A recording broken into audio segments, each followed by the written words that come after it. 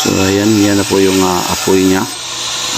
Bali, ito na po yung order nila ni Bernardo Escala at ni Ma'am Sweetjar Padin.